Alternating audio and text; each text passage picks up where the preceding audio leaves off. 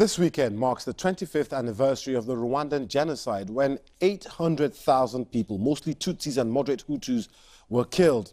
But tensions between the ethnic groups in the East African country started long before, under Belgian colonial rule, which favored the minority Tutsis. In 1959, the Hutus rose up and overthrew the Tutsi monarchy, and tens of thousands of Tutsis fled to neighboring countries, including Uganda. 30 years later, the Rwandan Patriotic Front, made up of mainly exiled Tutsis, amongst them Paul Kagame, the current Rwandan president, launched a first attack on Rwanda from Uganda. In 1993, after several attacks and months of negotiations, a peace accord was signed between President Juvenal Habyarimana of the RPF, but it did little to stop the continued unrest.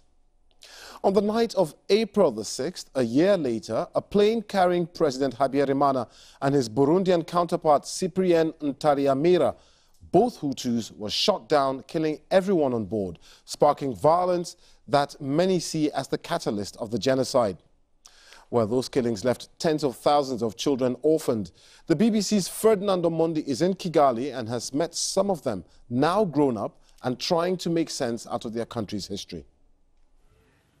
These are the only memories that Aline has of her mother and father. At the mention of the word death, Aline instantly thinks of them. Her parents died during the 1994 genocide when she was just 1 year old. Okay, this is my father's grave. That's one. And that one in the middle is my mother's grave.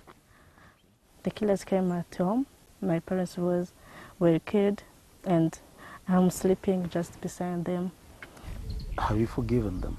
To have peace in my heart, I decided to forgive them.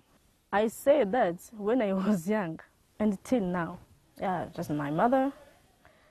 Aline says life was hard. She currently lives with her cousin, whose parents were also killed 25 years ago, in a house provided for by the state for genocide survivors. Her tenacity kept her going, and she made it to university, where she is now studying for her master's. She also devotes time to learn as much as she can about the genocide and understand what happened to her family. Many of those who were killed in the Rwanda genocide were buried in mass graves. Here at the Kigali Memorial, more than 250,000 people are buried.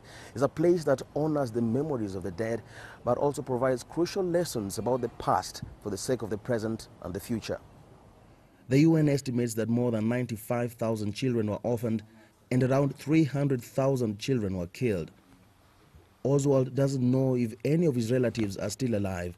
He was saved from the jaws of death as a baby, although he was unaware of this until he was older.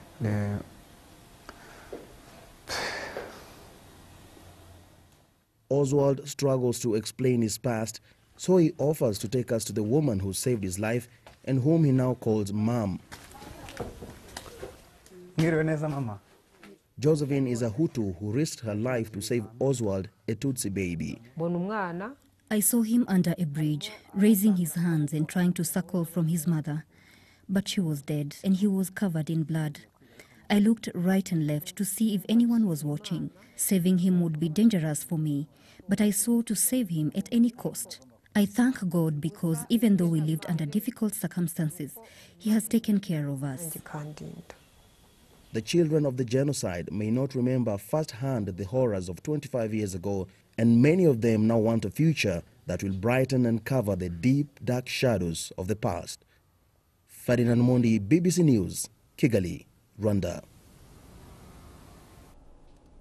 Staying with that story, France's President Emmanuel Macron has launched an investigation into the role of the French army in Rwanda. Experts are expected to deliver their findings in 2 years' time. Rwanda's President Paul Kagame has accused France of being complicit in the violence, while French authorities have repeatedly dismissed accusations that it trained militia to take part in the massacre.